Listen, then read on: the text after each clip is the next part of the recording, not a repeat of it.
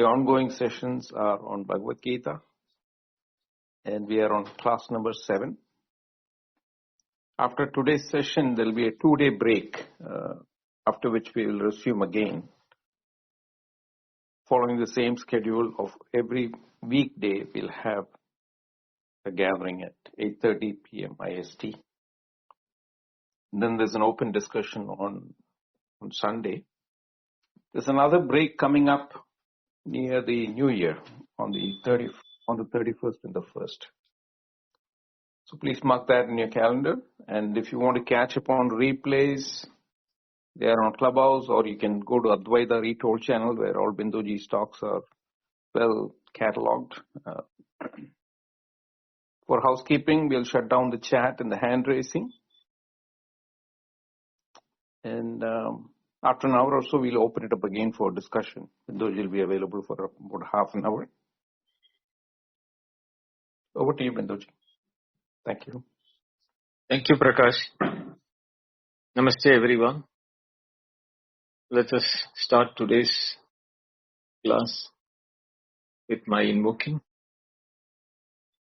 Om Namo Brahmadibhyo Brahma Vidya Sampradaya Kritrubhyo Vamsharishibhyo Mahadbhyo Namo Gurubhyaha Shruti Smriti Purananam Alayam Karunalayam Namami Bhagavad Padam Shankaram Loka Shankaram Shankaram Shankaracharyam Keshavam Badarayanam Sutrabhashikutau Vande Bhagavantau Punah Punaha Ishvaro Guru Ratmeti Murti Veda Vibhagine Vyomavat Vyaptadehaya Dakshinamurtaye Namaha. Om Shri Gurubhyo Namaha. The Gita Dhyana Shloka, last one. Yam Brahma Varunendra Rudra Marutaha Stunvandi Divyaistavai Vedai Sangapada Panishadai Gayanti Yam Samaga Dhyanavastita Tadgadena Manasa Pasyanti Yam Yogino Yasyantam Navidusura Suragana Devaya Tasmai Namaha Devaya Tasmai Namaha Devaya Tasmai Namaha.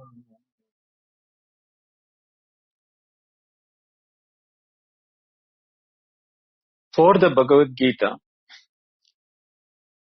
Shankaracharya has started writing Bhashya or commentary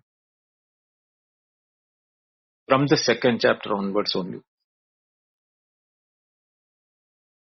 And that too, he has started that only related to Bhagavata Vachana, wherever the Krishna's advice to Arjuna is starting. That is the 11th verse. Ashocyan Anya Shochastu. But as an introduction to that, or introduction to the Bhagavad Gita, what is called the Upodgadam, there is an introductory commentary written by him, elucidating the fourfold aspects of Adhikari Vishaya Sambandha Prayojana. That is the eligibility, for whom is it, what is the subject matter, what is the relationship, and what is the benefit of.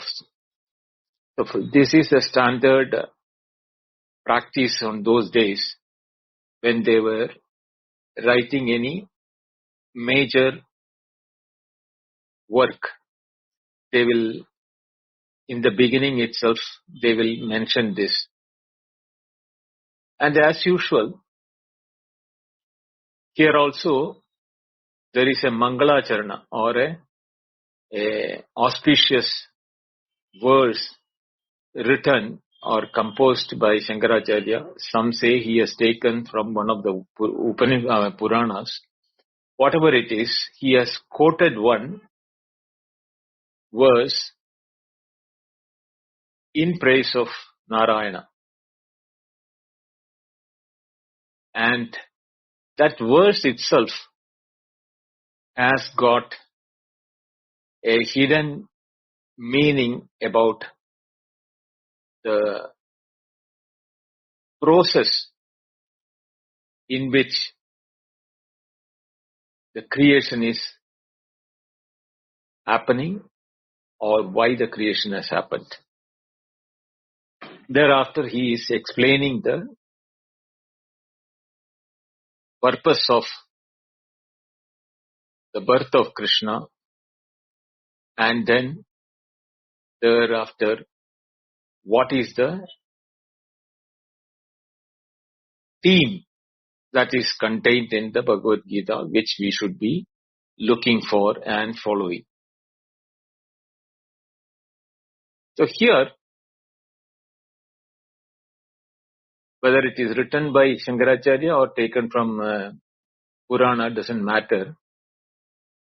The verse itself is very pregnant with the creation. I will read the shloka and then explain it. Om Narayana Para Avyaktad Andasambhavad Avyakta Sambhavam Andasyandattu Ime Lokaha Saptadvipa Chamedini. Om Narayanaha Paraha Avyaktad Andam Avyakta Sambhavam Andasya Andaha Tu Ime Lokaha Saptadvipa Chamedini. Now when we make it into a proper prose order and sentence, it will be like Om Avyaktat Narayanaha Paravartade. Vartade is not there in the phrase, but we are assuming, we are to bring it for the completion of the meaning. Om Narayana. Om is a auspicious mantra which is used in all the writings of Shastra to invoke the Brahman into the successful completion of the work. It is a prayer to the Brahman by saying Om. Then he is saying that Avyaktad Narayana Paravartade. Avyaktad, the unmanifest. I am talking the literal meaning. Narayana Paraha Vartade. Higher than. Paraha means above or higher or beyond. Therefore, Narayana is beyond the unmanifest, Avyaktad. Now, the unmanifest is to be here taken as that as the creative power of Brahman, or the Swabhava, or the nature in which the experiences are being created. Or in other words, Maya. Unmanifest is Maya as the cause for Brahman to feel as the individual creations. Therefore, Narayana, which is representing the Brahman, is beyond Maya, who is aware of Maya's presence as omniscient, omnipotent, and etc. Therefore, he is beyond. Maya is not able to hold or control Narayana or Brahman. Now, this aspect is to be understood properly so that we can draw parallels from the Upanishads which we have studied.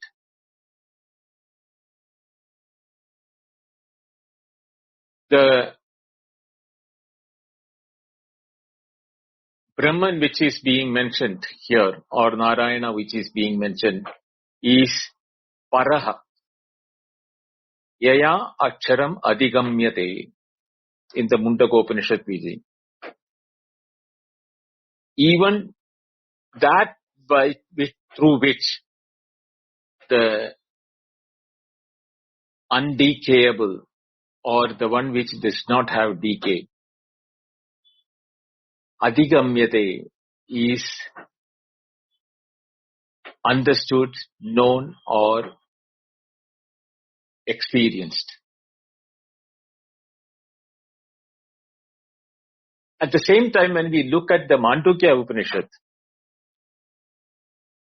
there it is mentioned, na anda prajnam, na bhi prajnam, na veda prajnam, na aprajnam, na prajnana ghanam, achintyam avyaktam anandarupam, shivam prashantam amritam brahma yoni. Or, what is that? Prapanchopashamam, shantam shivam advaitam, ekatma pratyasaram, shantam shivam advaitam, sa atma sa vikneyaha. So that there, this mentioning is there, it is parahan, means achintyam avyaktam ananta rupa.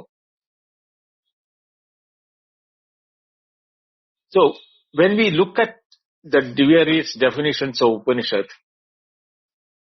whether we use the word Narayana, Brahman, Atman, that is not important. What is important is that it is avyaktat paraha. That it is beyond or above or outside the unmanifest. Why it is unmanifest mentioned as that? If we remember our Upanishadic studies, we have seen that there are two categories or two names which are familiar with us. One is Hiranyagarbha and one is Virat. Now, Hiranyagarbha is that aspect of Brahman as potency for creation, which has the tanmatras or the primordial matter in the form of Panchabhutas, Akasha, Vayu, Tejaha, Apaha, Prithvi. All these five elements are present but not manifest. When it is being manifest,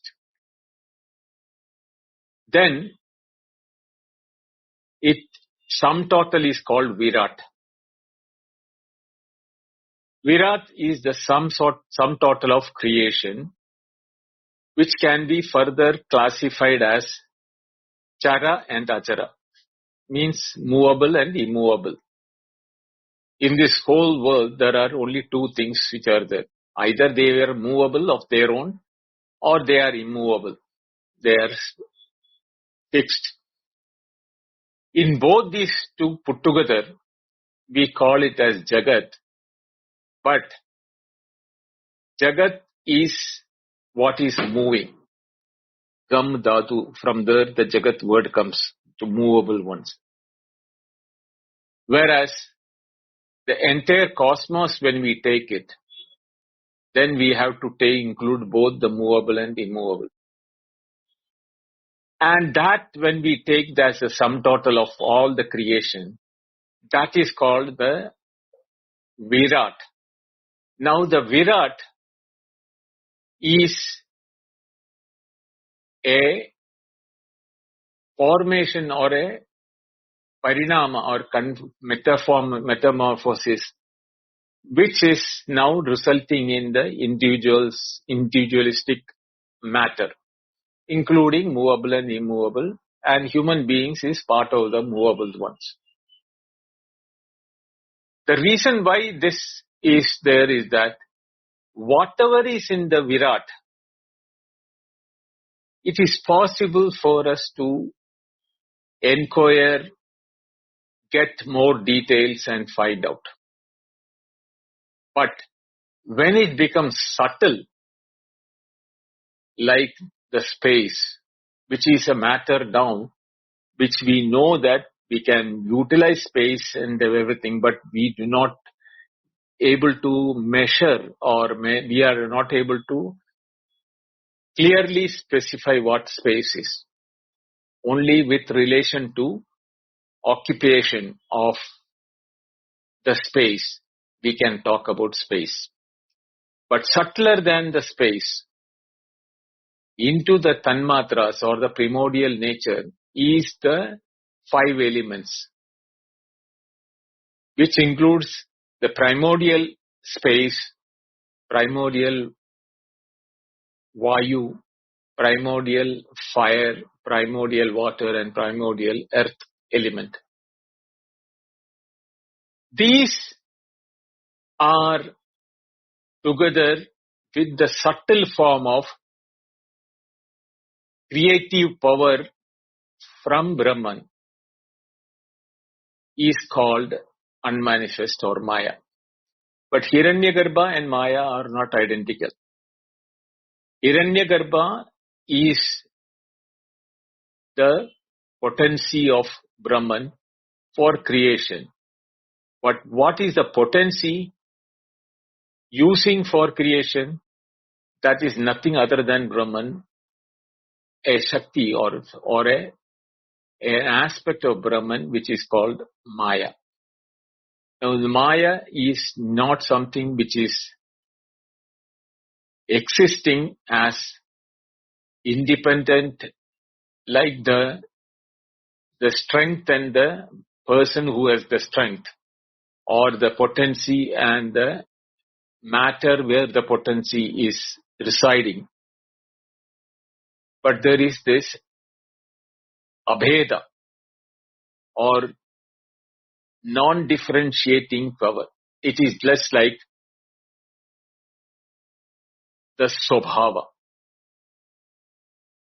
But it is not a swabhava ultimately, because that is something which is not there. Only when we are experiencing the creation, we feel that it is there. But when we do not experience that swabhava is also not there. Therefore, it is unmanifest or Maya.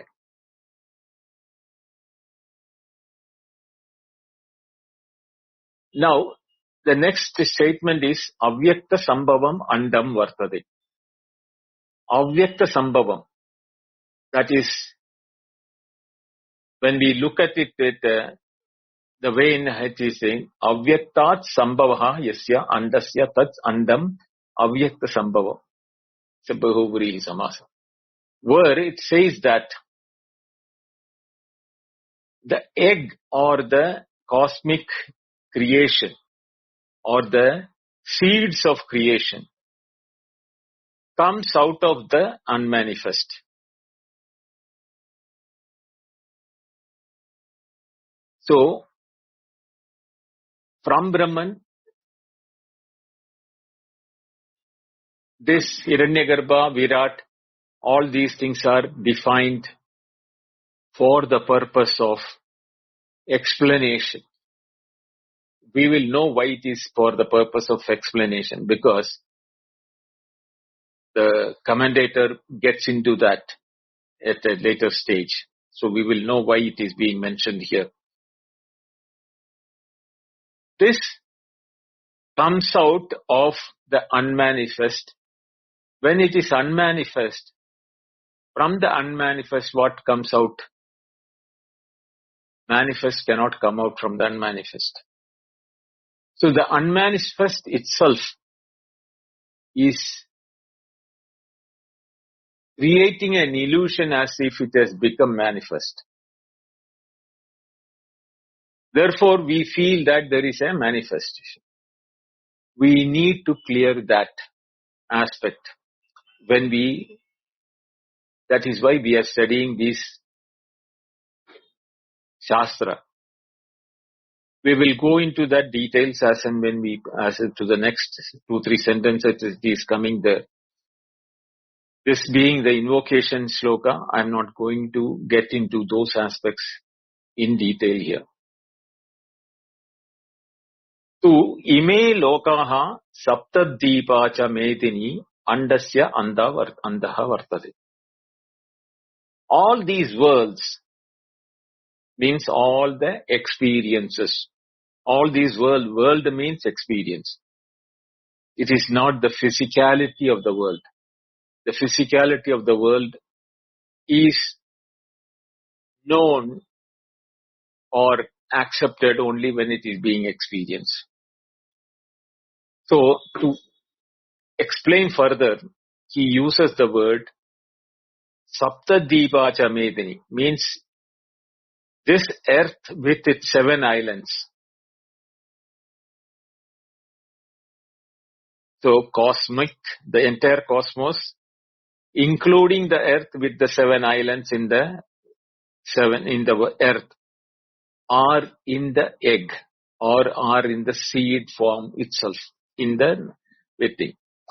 And Narayana is beyond these forms, or the Brahman is beyond the formation of all these cosmic world and the earth, etc. Now the commentary starts. Sa Bhagavan Srishtu Vedam Jagatasya cha Sthitim Chikirshubhihi Marichyadina Adinagre Srishtva Prajapatin Pravarti Lakshanam Dharmam Grahayamasa Vedoktam. Sa Bhagavan idam jagat srishtva tasya cha sthitim chikirshuhi marichyadin prajapatin agre srishtva tan vedoktam pravritti lakshanam dharmam grahayamasa. This is how Shankaracharya starts the commentary itself. Sa Bhagavan, he, the Bhagavan, idam jagat srishtva, first having projected this world, tasya cha sthitim chikirshu, desiring to ensure the stability. Sthiti means stability. Chikirshu means desiring to ensure. Marichyadi prajapatin agre srishtva. He created first. Prajapati is called Marichi, Manu, Daksha, etc. And Tan, to them, Vedoktam Pravarti Lakshanam Dharmam Grahayamasa. Vedoktam, as revealed in the Vedas. Pravarti Lakshanam, characterized by the action of rights and duties, Vidhi, Nisheda, etc. What is demonstrating? Dharma, virtuous path of the Vedas. Grahayamasa means made them follow or understand. So, the creation, there is purpose for creation. The purpose of creation was to have 2 set of path. One is called the Pravarti Lakshana, where the characterized by the action, that is Vedokta action, as instructed by the Vedas. And then, Tataha Anyanscha Sanaka Sanandanam Adi Utpadya Nivritti Lakshanam Dharmaham Jnana Vairagya Lakshanam Grahaya Masa. Divido hi Vedokta Dharmam Pravritti Lakshano Nivritti Lakshanascha. Tataha, thereafter, or then, Anyancha Sanaka Sanandadin, like Sanaka, Sanandana, Adi. They are also Prajapatis, like the creations, like the Rishis.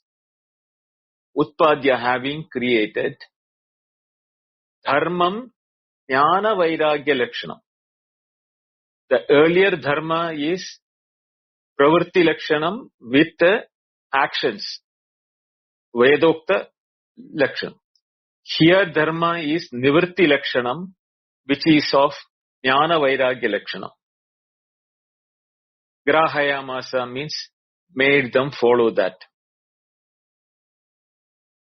Here, indeed, for this, Dharma Divita, the Dharma which is revealed by Narayana himself, is twofold, not the twofold. In the way, it is, both are in the Vedas only.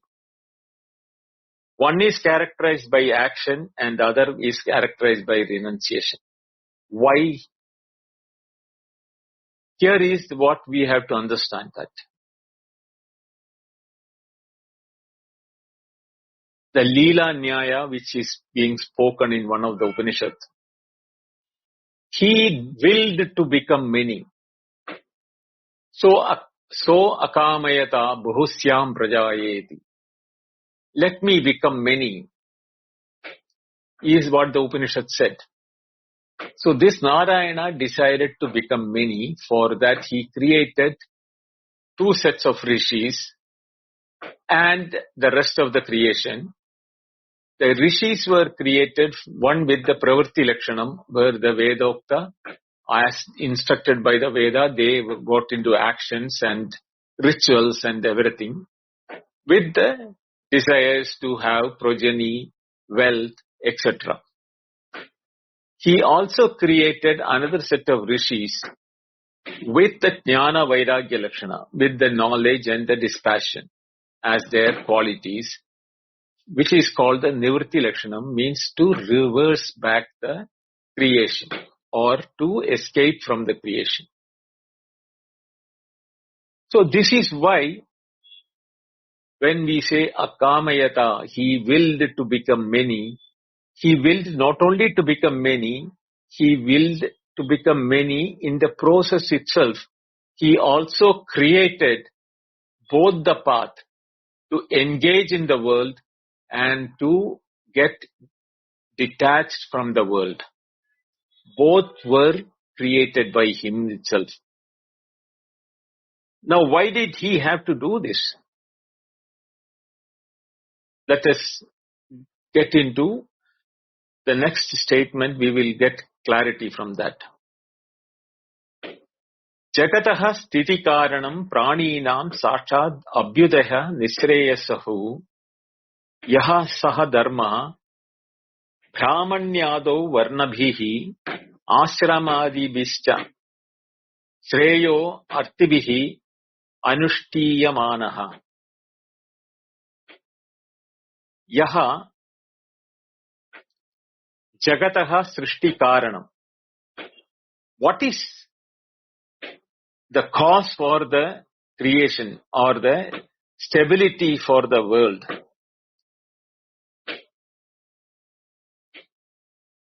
Why the word stability? Sthiti karanam, not srishti karanam. Yaha jagataha sthiti karanam. Which is meant that the stability of the world is in the direct means to both the categories of people, secular and spiritual welfare. Secular means mundane life. Spiritual welfare is those who are not interested in this mundane world. both were continued to be followed by Sakshad Abhyudayan Ishreyasuhu Sahadharmavati Sahadharma Brahmanadhyau Varnabhihi Ashramabihi Shreyo Artibhihi Cha Anuštiyamanaha. So that what is that? This continues to be Anuštiyamanaha means continue to be followed by Brahmanas, Brahmanadhyau, Varnabhihi for different caste, Ashramabihi different stages of life, and Shreya Artibhihi those who aspire the highest in the spiritual growth. So this dharma, which is mentioned in the earlier two sentences, Pravritti Lakshanam Dharma or Nivritti Lakshanam Dharma, was meant for the stability of the world. And the people to be following are Brahmanas, Varnashrama Bihi, and those who are Shreyartibihi, those who are interested in the Shreyas or emancipation or moksha.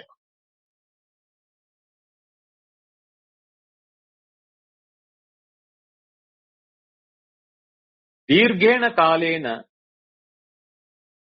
anushtatrinam kama udbhavat hiyamana viveka vitjnana hetukena adharmanaha abhibhuyamanhe dharme pravartamane cha adharme jagatah sthitim paripipalayishu saha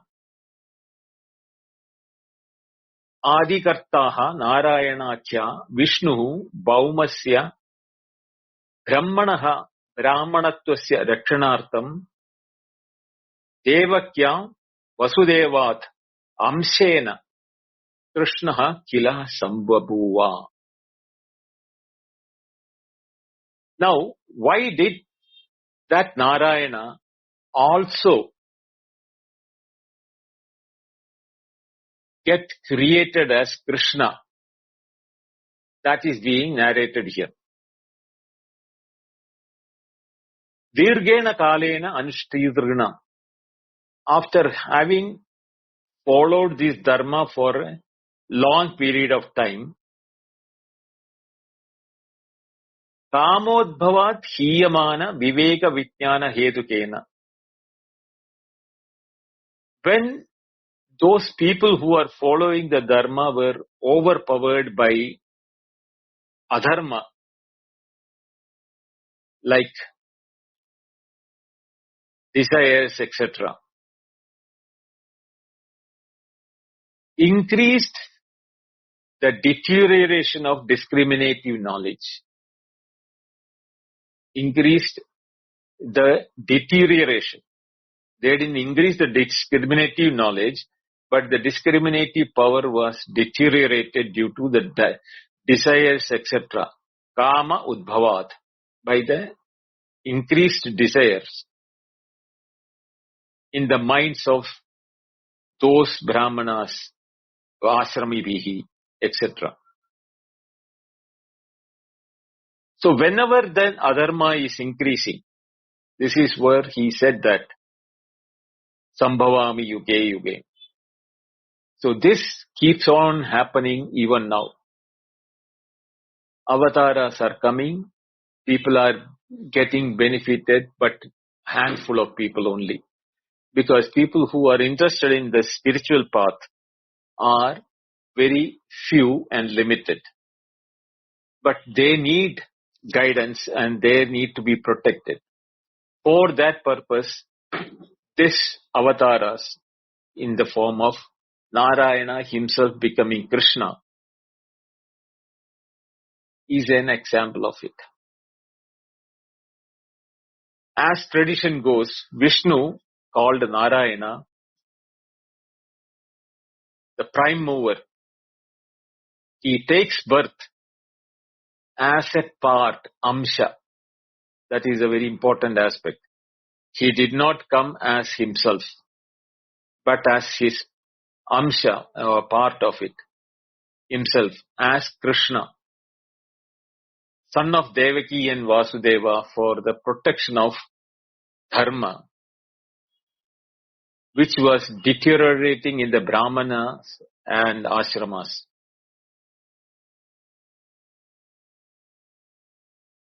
For reclaiming or ensuring the stability back in the world, the stability of both pravritti lakshana and nivritti lakshana.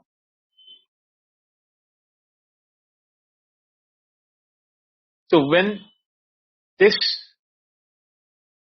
took place, the purpose was brahmanatvasi rakshanena rakshita syad vaidiko dharma tadadinatvad varnashrama vedanam. When the Brahminhood, don't think this Brahminhood referred here, he is talking about by birth. Those who follow the Vedas are called Brahmins, not by birth. So the Brahminhood is the Veda. In the Veda, both the path is very well crystally clear. The Pravritti Lakshana and the Nivritti Lakshana. And that is the Vaidika Dharma. And those who follow that Dharma are called Brahmins. And for the protection of the Brahminhood means proper ensuring of the Pravritti Lakshana and Nivritti Lakshana being followed for the people. And that Dharma should be well guarded without deteriorating. And for this purpose, distinctions were created and caste and stages of life which depends upon these Veda Dharmas were also to be protected by a guide, instructor or a guru. So the purpose of Narayana to be born as an Amsha and becoming Krishna in the parenthood of Devaki and Vasudeva was to protect the Dharma and ensure that both the Pravritti Lakshana and Nivritti Lakshana, that is the path of the Vedic rituals, and the spiritual and growth of those who are interested in the spiritual growth, need to be re-established in the people who are now following Vedas in different castes and stages of life, like Brahmacharya, Garhastya, Vanaprastha and Sannyasa, etc. That is the stages of life. Caste is Brahmana, Kshatriya, Shudra, Vaishya and etc.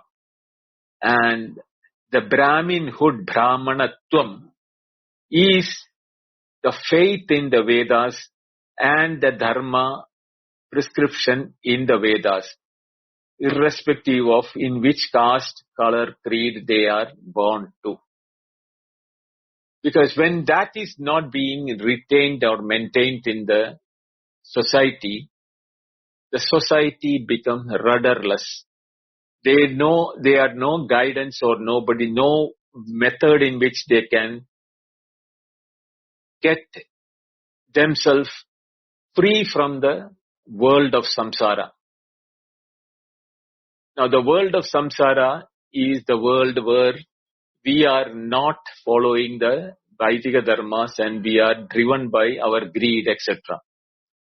This had become the highest problem because of which Krishna had to take birth as Devaki's son. And the war in the Kurukshetra is a dharma kshetra Kurukshetra. that war was for re-establishing dharma in this society. Now here is something which we have to understand from a philosophical point.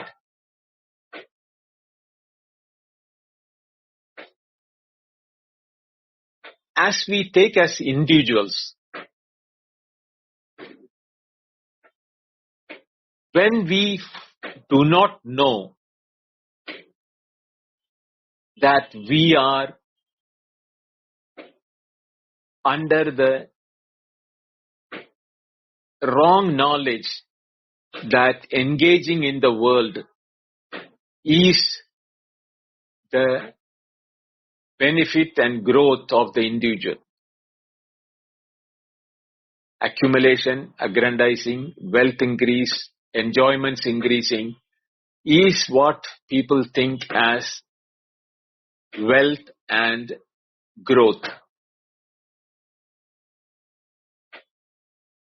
But only few realize that any amount of wealth, there is nothing called satiating or enough. The wealth is something which keeps on attracting you for more and more wealth. Same is the case with enjoyments with the wealth or without the wealth. Because even there are people without wealth are getting into engagement or chasing happiness, etc. Only few of the people who have understood that desires can never be satisfied by any of these enjoyments. They only consume the desires, but desires by themselves is like the fire into which this consumption of the desires are like the fuel for making it more and more. So the more you indulge in the engagement of the desires, more will be your desire to get more and more variety of it. If you are wealthy, you will spend wealth. If you are not wealthy, also you have limitations. Still, enjoyment of happiness is not left. Only some people, that is where the Mundaka Upanishad word is important. Pariksha lokan karmachitan.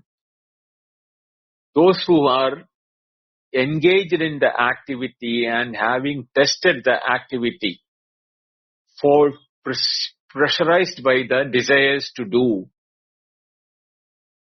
either Brahmana by Vedokta method of the Pravritti Lakshana, or people who are not following the Vedas but driven by their sensual pleasures, they come to a stage where Nirvedam means dispassion or detachment, that this is not meeting any end. There is no end to it.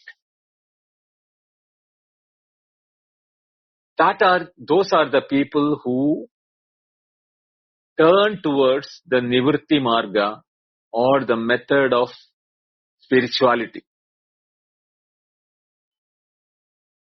But when the deterioration takes place to such an extent, Sambhavami Yuge Yuge,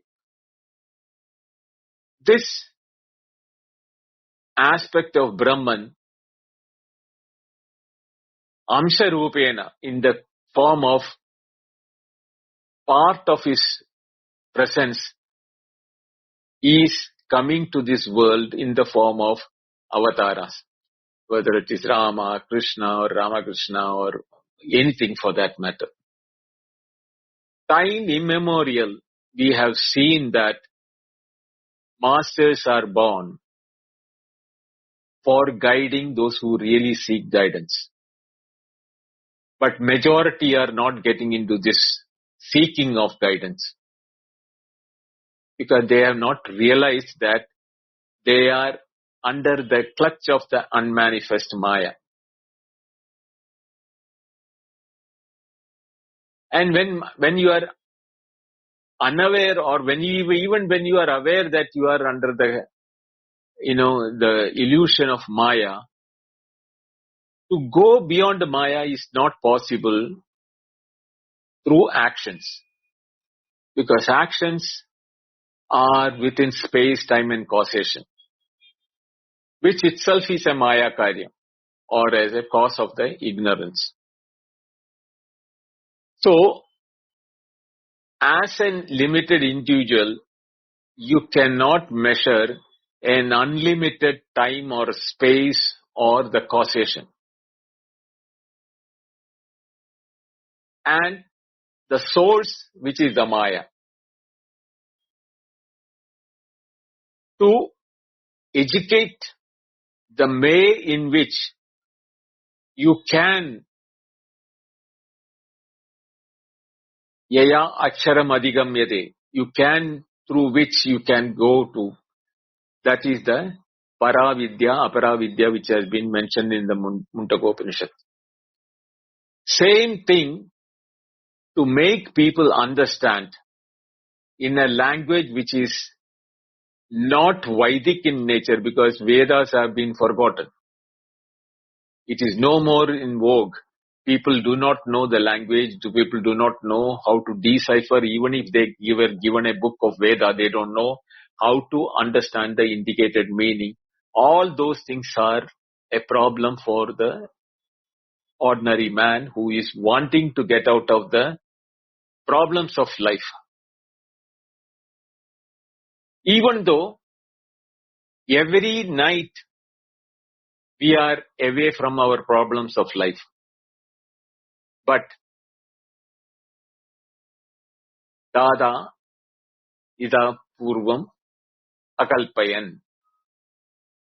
This is created again and again. So every time when we go into a state of where the samsara is not there, or the problems of life is not there, in the deep sleep, we do not know we are in that. We come back again and project the world of waking and dream. At the individual level. At the cosmic level, it is not different. It is there also, it is the same thing which is being repeated. The collapse of the cosmos, and then the Big Bang and the expansions again. This keeps on happening, this contraction and expansion, which is called the Srishti and Laya. And it is being maintained by the Narayana, who is beyond the Srishti and Laya.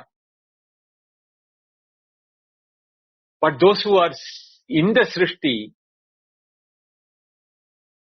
to realize that what comes out of gold is all gold, what comes of earth is all earth, what comes out of Narayana is Narayana. That understanding cannot happen unless an avatara comes in the form of a guru and guides us.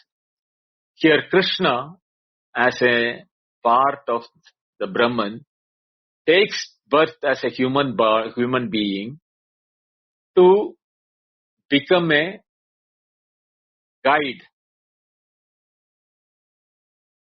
Keeping Arjuna as an example or a mediator, he is instructing to the world, those who are interested in the path of realization, what is the method in which it can be done. Yada yada hi dharmasya glanir bhavati bharata apyutthanam adharmasya tadatmanam srajamiham. Whenever there is a destruction and decay in the dharma of both pravritti and nivritti in the world, apyutthanam adharmasya, to deroot that adharma which is driven by the desires in the practitioners. Sambhavami yuge yuge, I come again and again. That is the promise given by Krishna in the Bhagavad Gita itself, which shows that Brahmanatvasya hi rakshanena rakshitaha syad. only those who follow the dharma of Vaidika dharma, they are all called Brahmanas. This path of emancipation or the path of spirituality can be retained or protected in this world. And that, for that purpose, he takes birth again and again. Tacha Bhagavan, Jnana, Aishwarya, Shakti, Bala, Virya, Tejo, Bihi, Sada, Sampannaha, Trigunatmikam, Vaishnavim, Swam Mayam, Mula Prakritim, Vashikritya, Ajaha, Avyaha, Bhutanam, Ishwaraha, Nitya Shuddha Buddha Mukta Swabhavaha, Apisan, Swamayaya, Devahavan Iva, Jata Iva, Cha Lokanugraham Kurvan Iva Lakshyate.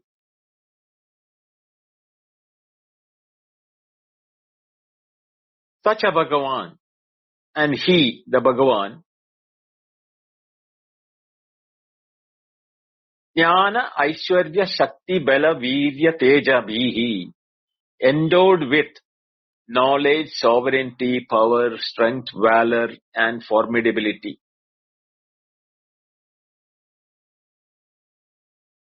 exercises his command over his own Maya.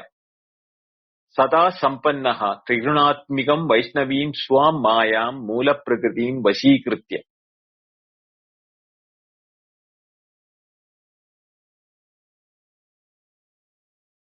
Which naturally belongs to him only. What is Mula Prakriti? As Maya, he as Vishnu, and which goes by the name primordial nature, Mula Prakriti. And what is the Trigunatmika? Trigunatmikam Vaishnavim Swam Mayam. Vaishnavi of Vishnu. What are the Trigunatmika? Sattva, Rajas, Tamas. As such, his own Maya. He appears as if embodied. That is, as if born. And as if favoring people. Though his nature is Ajaha, Avyayaha, Bhutanam, Ishwaraha. He is birthless, changeless, and he is a Ishwara, Bhagavan, with Nitya Shuddha Buddha Mukta Swabhavaha. Nityaha eternal, Shuddhaha pure, Buddhaha consciousness, Muktaha is the free. That is his nature. Why his nature is being referred like that? He is not affected by any of the things through which he is intermingling. This is to show that a true guru, like Krishna, who is a Jagat Guru, even though he is mirrored and engaged and entrenched in the day-to-day life and the methodology of human life, he has always remained as Ajaha, Avyaya, Bhutanam, Ishvara, with the quality of Nitya Shuddha Buddha Mukta Swabhava. This is the nature of all true gurus who have understood the reality and living in this world, giving the blessing to those who are spiritual and wanting to emancipate them or find a realization. All gurus, irrespective of in which country, which religion, which region, or which, what you call, caste or color or creed he is born, he remains as a guru and people acknowledge him and he becomes the beacon for the Abhyudaya Kamsha, or for the benefit of those who are looking for getting out of this world of mundane life.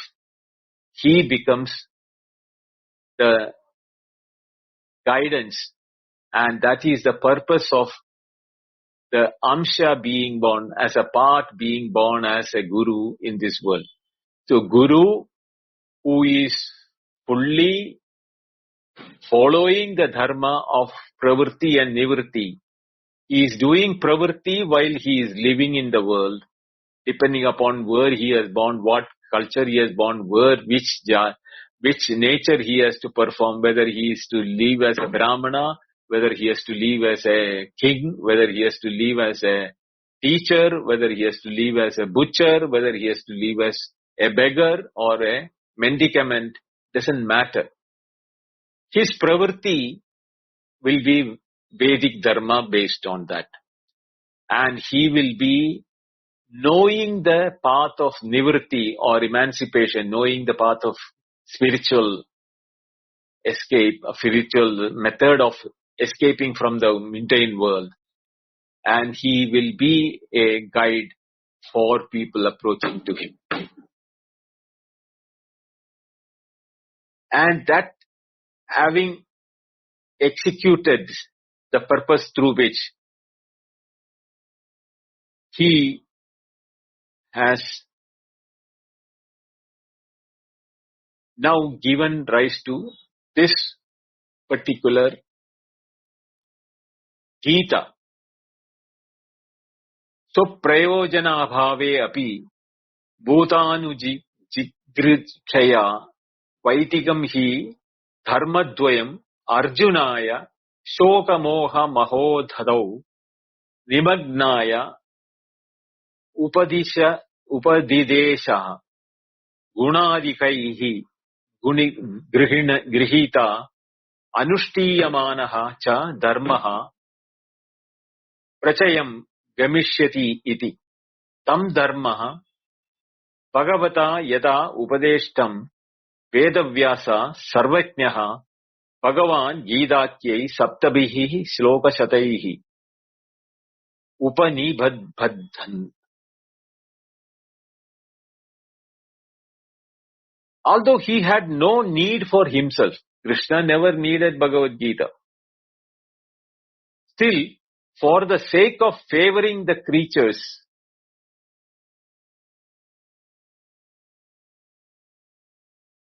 Anugrihita, he imparts that very twofold Vaidika dharmas, both pravritti and nivritti, to Arjuna, who had sunk into a sea of sorrow and delusion. Shoka moha mahadadau nimagnaya Arjunaya. With the idea that the dharma would surely propagate if it is accepted and put into practice by people who are endowed with abundance of good quality. Arjuna, etc. are people whom will like to emulate for their adherence to dharma. So for dharma's sake, when he is taking on adharma, he becomes an example in the world of pravritti marga. And he is also being given the advice of the nivritti marga through Arjuna as an example. So Vedavyasa, who has omniscient and processed of good qualities, because Vedavyasa himself is an avatara. Even though Krishna is avatara, Vedavyasa is also an avatara, who has knowledge of both the pravritti marga and nivritti marga. So he sets forth in 700 verse the shloka called Gita. that the dharma as instructed by Bhagavan Sri Krishna.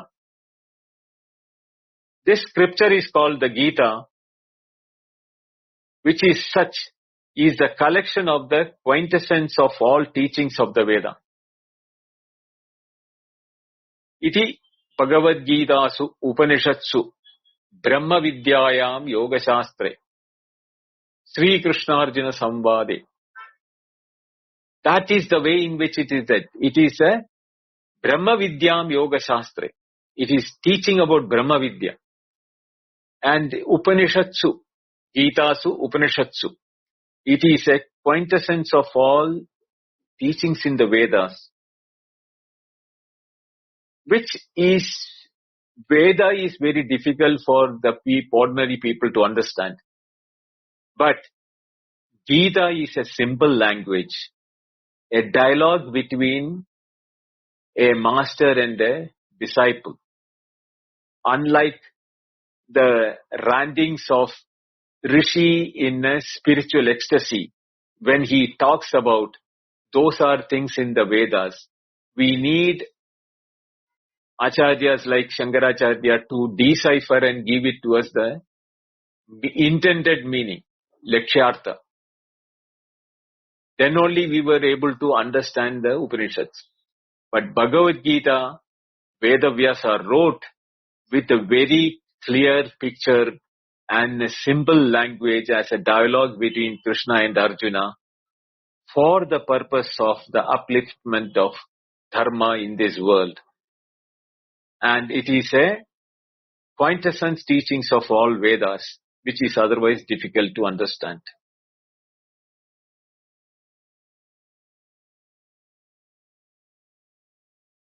Tad idam Gita Shastram samasta Vedartha Sara Sangraha Bhudam Durvitneyartam Anekehi Tadartha Vishkaranaya Vivritta Pada Padartha Vakyartha Nyayam Gita Shastram Api Atyanda Viruddhena Viruddhanam Viruddhan Ekartatvena Gita Shastrena Laukikaihi Grihyamanam Upalabhya Aham Vivatta Artha Nirdharanartham Sankshepataha Vivaranam Karishyami. So Shankaracharya is now undertaking a vow or a promise for the purpose of us. Finding that although the words and the meanings of sentences and arguments have been expounded by many people in the beginning, before Shankaracharya, for the sake of discovering its import, the lakshyartha, still because of the multiplicity and the extreme contradictoriness of the exposition in the past, and it was not easy for people to comprehend. Therefore, I shall explain it briefly with a view or to determining its meaning distinctly. He is now saying that the earlier commentators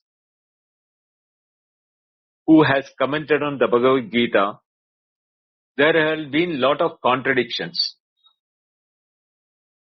And I am trying my simple method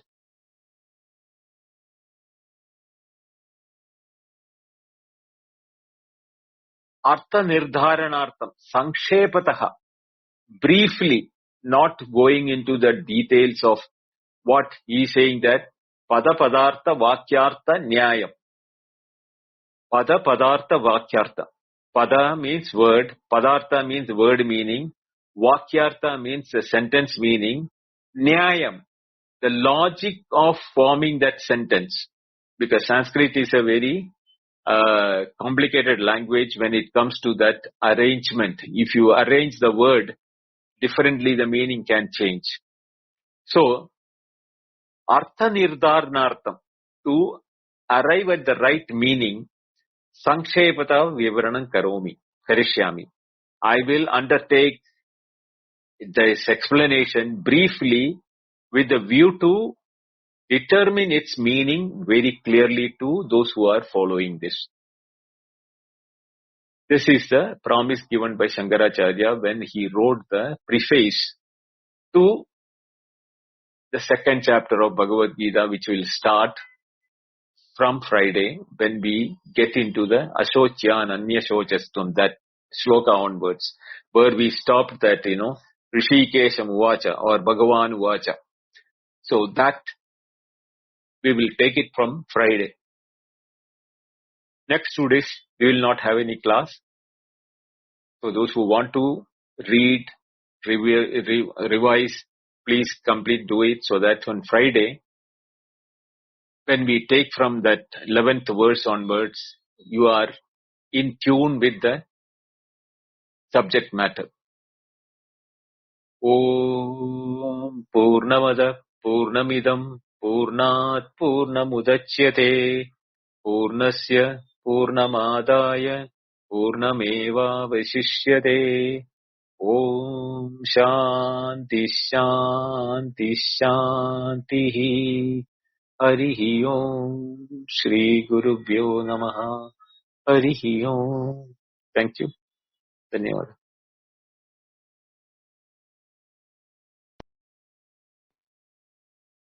Thank you very much, Bindoji. I've opened the chat and hand raising. Again, a very profound introduction to the qualifications that is to follow. Thank you, Bindoji.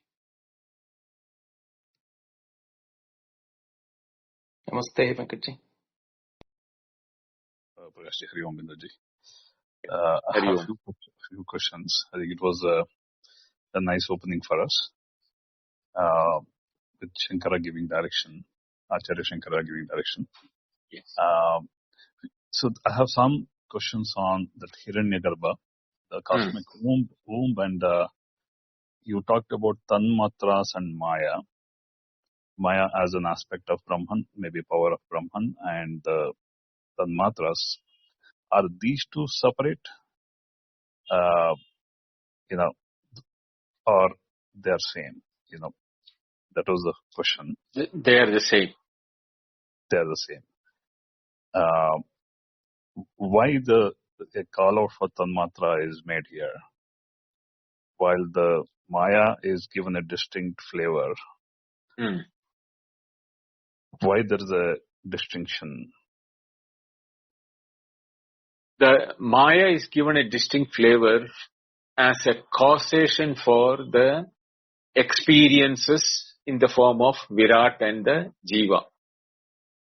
Jagat and Jiva. But in that one, see, if you have really taken the meaning in the understanding the way that Shankaracharya has very clearly mentioned that Maya as Prakriti itself. In the Sankhya, there is Purusha and Prakriti. In the Kashmiri Shaivism, there is Shiva and the Spandana. In Advaita, it is Ishvara and Maya.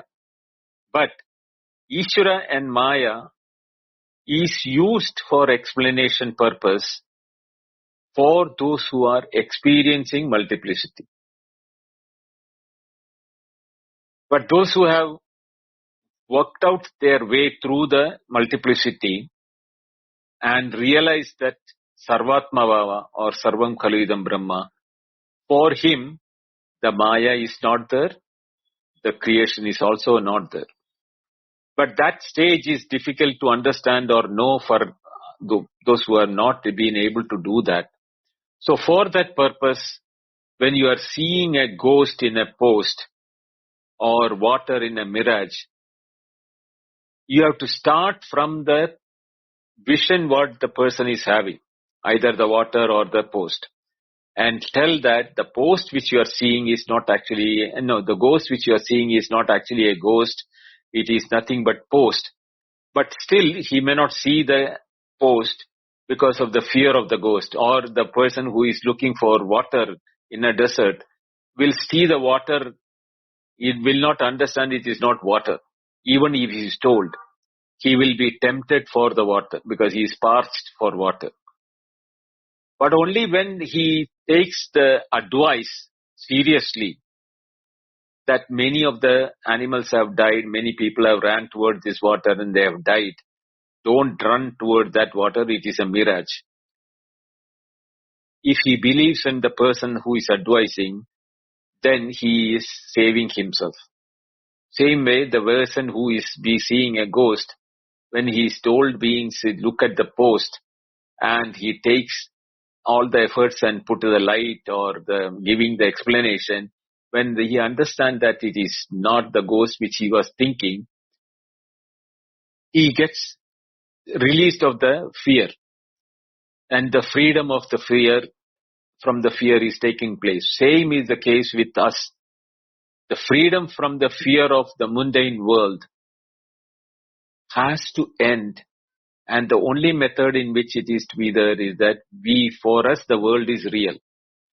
We are experiencing the multiplicity, but we are not able to see the Sarvatma Bhava or the Sarvam Kalidam Brahma in the world. For that, the world has to be taken as a creation which was never there but as an appearance. So that is why the word Trigunatmika, the Maya, Avidya, all those explanations are ultimately to negate them. So don't have to take too much interest in knowing the things which are not there. Rather than our attention should be to know what is the truth in all these things.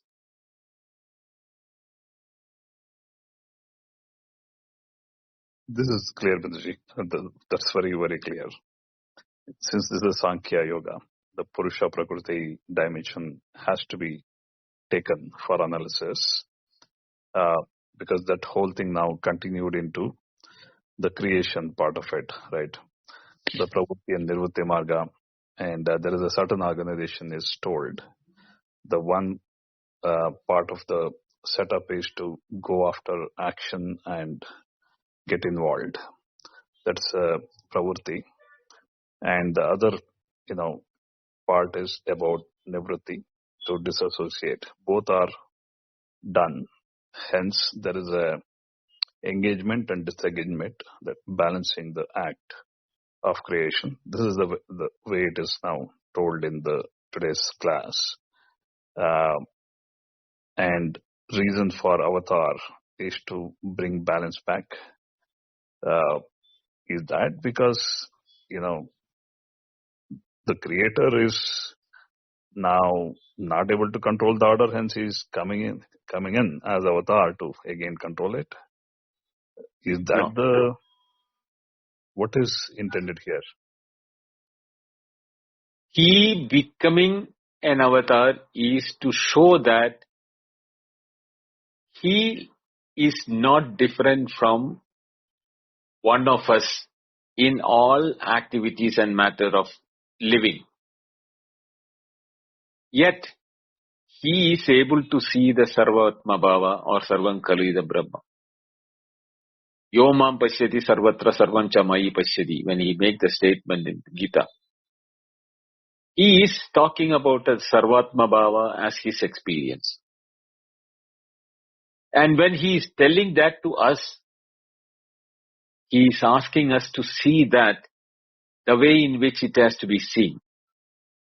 So he is not coming different from us. He is coming among us to show that we are also that Brahman only. When we think that we are limited and individual and this one, then we are under the clutches of the ignorance. So the purpose of rebirth or the avatara of Krishna to teach us is with example of living and living along with us. That is the case with all the gurus. They are also human beings with a birth and death which we see in their physical body, but they are able to see the Sarvatmava or Sarvankalidam in their approach of life, and they are teaching us that you are also that. Please understand and follow what is to be followed, so that you also realize that you are also not other than Narayana himself.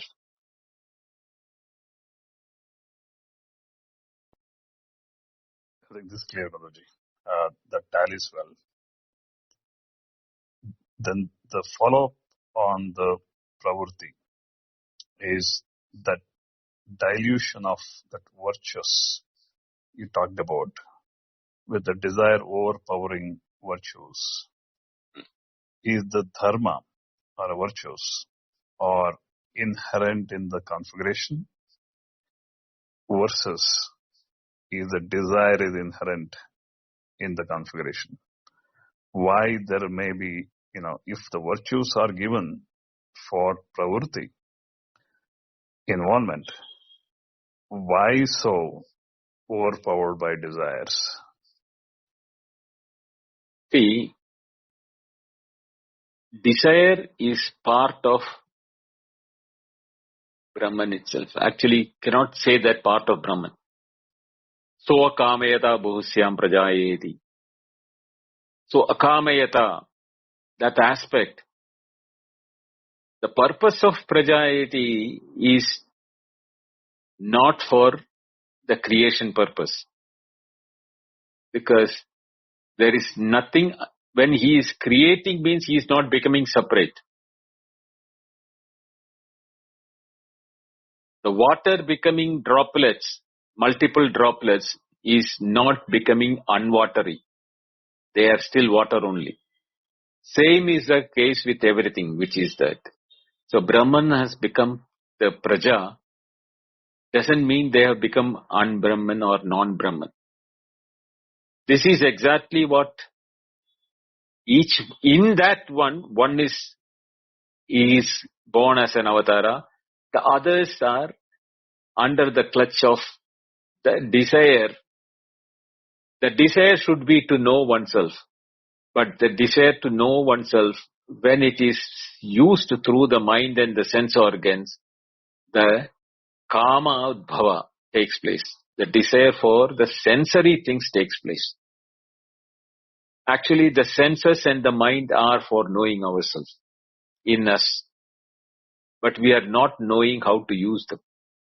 So, therefore, we get confused by the sensory organs and the objects of the world outside is to know our own nature. But we forget it. We get enamored by the object, thinking it is separate an entity for me to consume. Actually, it is not a separate entity for us to consume. Why? Sarvam khalu idam Brahma. What when we are experiencing as an object is not a separate object. We are experiencing our own awareness as a name and form in the object which is absorbed by our own sense organs. That is why when the pratibodham adidam matam amrutatve hivindate, when that is saying that every sense organ is giving us experience of awareness or consciousness. But because we are not using the sense organ for the right purpose, we feel, it is our ignorance, we feel that object is separate, independent entity for the sensory purpose. Indriyarteshu vartante iti matva. That is, Krishna is telling that. The sense organs are meant to be for sense organs. That is our feeling. So we engage the tongue for the engagement of the taste. We engage the eyes for the engagement of the vision. We engage the sound here for the like that. But when we are engaging our eyes for vision, tongue for the taste, what we are engaging, what we are getting is awareness or consciousness. The taste of sweet is a consciousness or an awareness to us. The sweet is not separate from the existence itself. If existence is not there, there is no sweet. That existence, and when we enjoy the sweet of that sweet, what we are engaging is the existence and awareness, as the one and saying. But we do not know that. And we engage it as thinking that that's a sweet and we should be engaged in it. When we forget that, we need a guru to come and teach us. Therefore, we say that, the purpose of the guru is to teach us. And what we do, we learn that, but we are not able to deploy the learning. There, what were the karma or the desires in us become the hindrance for us. So that desires, when shitilikaranam, or by becoming thin and thin and thin, and they vanish, that is the time when we realize that what Guru has been teaching is our awareness. That is what we are supposed to be knowing in the object, not what we thought the sense organs are exposing us. The sense organs are for sensory purpose. That what is ignorance is. We should not be thinking that sense organs are for sensory purpose. No. Sense organs are for us to be aware of the awareness in the objects. I think perfect, Bendaji. I think you well put it. So this whole desire configuration, without knowing the true nature, is in the structure of Maya, that Kamayata. All of this in the domain of Maya. Akama is what will take us back to our true nature. That's Nivritti Marga. Yes. So that's the way it is now structured. Okay, got it, Bendaji. And we'll wait on the dharma part of it. Yes. In a bit. We will not jump this right now. Right. This is for good enough for the night. Thanks for this. Thank you, Venkat.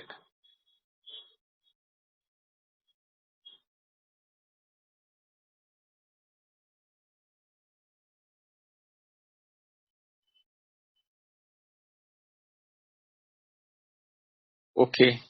Nobody else is there. So we'll all have Prakash, you want to close down and then I can. Yes, sure, Binduji. Yash is coming. Okay, we'll wait for Yash. Yes. Namaste, Yash. Namaste, Yash. Namaste, Prakashji. Namaste, Venkatji. So, Binduji, would there be any rooms after this Gita where we can have a general discussion like we used to have in Jatveda? You can have it in Jada Chetana or Jataveda. Okay. I mean, I was just like putting this up with you that are you thinking to do that in that manner? Because at that time when we used to have these Mandukya and other sessions, it was very helpful for all of us. But I am putting it individually because nobody did that. So maybe you can think about it. That's why we are having it on Sundays, that for that purpose. But then, after Gita to have a discussion, Jataveda is here. He's listening to that. Whether he would like to do that in his room, I don't know. Because for me, after 10 o'clock to stay back is very difficult, especially with the medication what I'm taking. That is the problem for me. Right. Otherwise, I would have stayed back. The problem with Sunday is whenever, and this is not just my understanding, but from everyone whomsoever I've talked, they say that because Sunday is some limited amount of time is allotted, then it becomes as if they are always somebody is waiting for their own chance, and then the discussion is not well thought over. It's just like a question answer basic kind of a thing. But we used to have a separate kind of a thing where we used to think about different avenues of the same topic, like just coming over to the stage I wanted to extend the topic of pravritti and nivritti, but I thought then it's 10 o'clock, then maybe I'll talk later. So next time when I come back, I'll forget this topic or something or the other happens like that. So that I can understand you, Yash, that when the topic is discussed and then extended discussions on that definitely helps. But unfortunately for me, because of my medication and the treatment which is going on, it is difficult for me to stay for a room after this. Right. But if you want to do it, I don't know where we can do it. You want to do it in this room? I want to do it under your guidance only because otherwise everyone focus goes away and then everyone starts talking something else. So I know. Yeah, I mean, when people are there in the same room and it is nicely moderated and we all stick on the topic, then I think we can explore things. So I was just proposing that instead of like 6 days Gita, would you take like a Saturday and I don't know.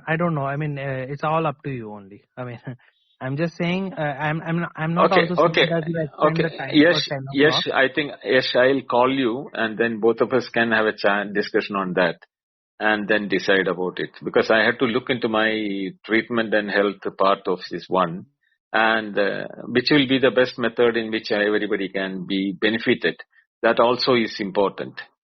But I should not be at the same time in a situation where I'm overstraining myself also at the same time. I have to keep that also in my mind. I'll call you and we'll discuss about it, and then we can come to a conclusion. No, I'm not putting any pressure. I'm just saying maybe we can slow it down and then go over. Because every day. Yeah, maybe.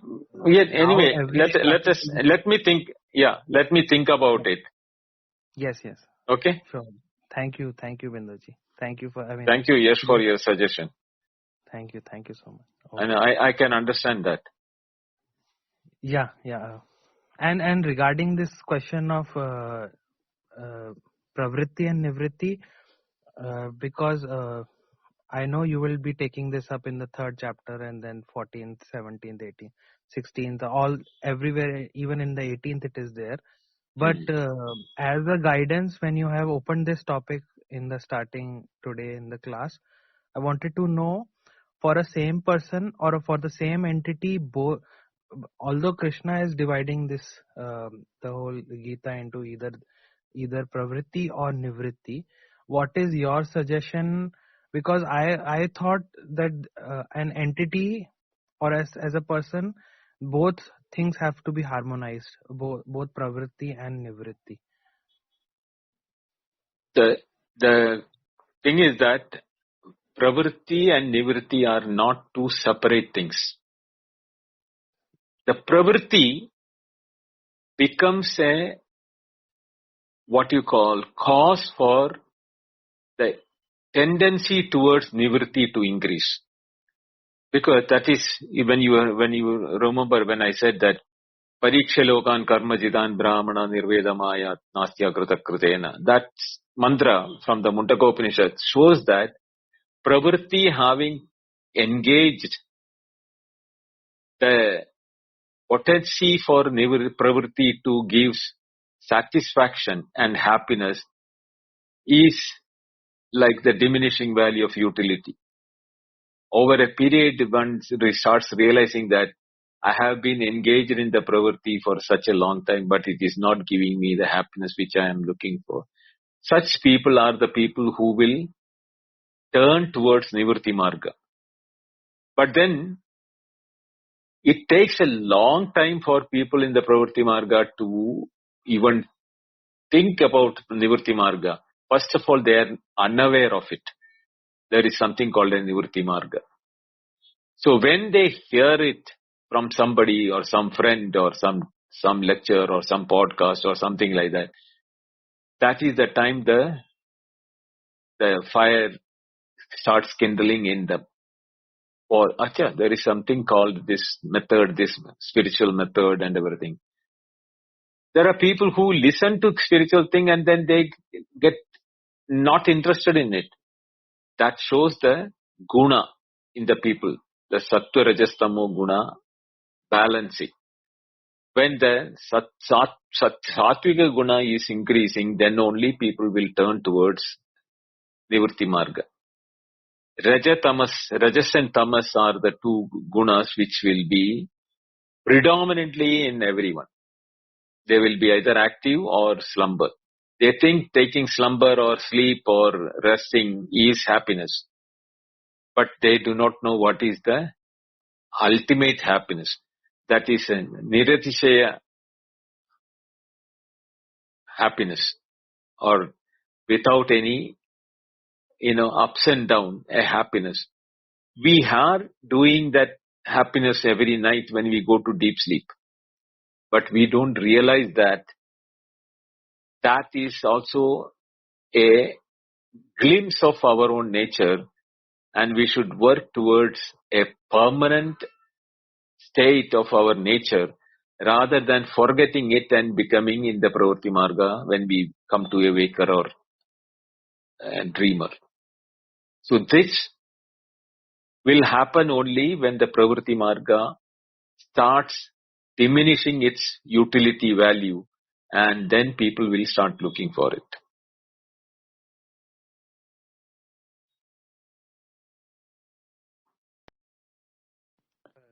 Thank Of you, that Binduji. question, Oh, sure. Go ahead. yeah, just a small extension. Uh, King Janaka is said to be having the person who, I have heard from one of the gurus, an Advaita commentator, that he, although he's enlightened, he still has the pravritti to live in the world, but at the same time, not associated with any of the materialistic tendencies. So, there are like two exceptions. Where the enlightened person will go. One of them is normally, as we know, the ascetic sense. But then there is a class of people, enlightened people who like this King Janaka, also have the pravritti, and the pravritti doesn't dies, but at the same time they are enlightened. So do you have any detail or understanding about this kind of the second category which I am kind of describing? I may give you something, maybe after the classes, some references of the same guru who is saying that. No, I know about it. The reason why that is being told is that Janaka, having learned the reality from Yajnavalkya, Abhyam Praptosi, when I just think you have reached a state of total freedom from fear. Now fear means there is no second one. Dvitiyad vai bhayam bhavati. So when he says that there is no more fear in you, Janaka surrenders the entire kingdom to Yajnavalkya, saying that there is nothing for me. I am not interested in any of the world or anything like that. So Yajnavalkya says, no, you are born as a king. Be the king with the freedom you have now known. So it is the advice of the guru that you have a thing. So that is the time when he says, Mithilayam pradiptaya name kinchana dashyati. Even the entire Mithila is burnt. Nothing of mine is getting burnt. Because Mithila is the kingdom where he is the capital of the thing. He has detachment to that extent that even if I am burnt in the Mithila burning, nothing of mine is getting burnt. Because even my body is not me. So to that extent he was detached to the kingdom. But his presence as a king, with the knowledge of pravritti and nivritti dharma, he was a king who encouraged nivritti marga discussions in his kingdom. So that is one example. Then there are people in the Mahabharata itself. There are many people like that. There is a butcher who is a realized person. There are people who are like, like Jadavardhan, who is living like an animal because he has no interest in anything, neither dress nor any of these interests. He is like an animal. He was like a Jada. He was moving around. So there are many examples of people who have achieved in the Nivritti Marga, yet continuing the pravritti of their birth, what they were born for. So that doesn't make it. What is that? This is what you have to understand, Yash. Na kartaham. I am not the doer. Na bhoktaham. Na kartrutvam. Na me kartrutvam. Na me bhoktrutvam. I am neither the doer nor the enjoyer. I am the witness Sashi. Tebyo vilakshana Sashi chinmatroham sadashivam. That is the attitude for these people. Those who are taken to the Nivritti Marga. They may continue to be a teacher or a king or a butcher or anything, a prostitute. There are so many cases of that type of. They are continuing the pravritti marga in the eyes of others. But in their own eyes, they are neither the doer nor the enjoyer. That is their internal attitude. The person who have that achievement in his approach to life, whether he is a king or whether he is a mendicant, doesn't make any difference.